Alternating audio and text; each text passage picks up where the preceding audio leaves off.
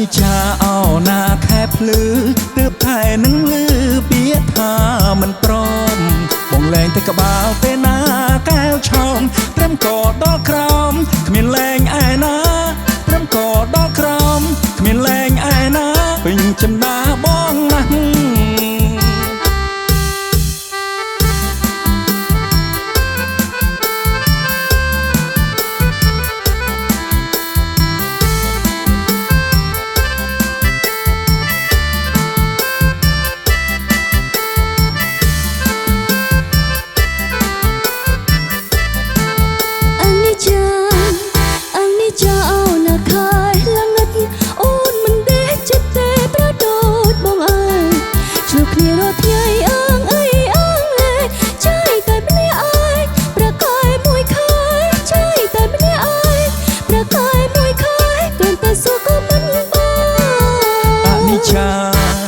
អនិច្ចាអោណាខែភ្លឺ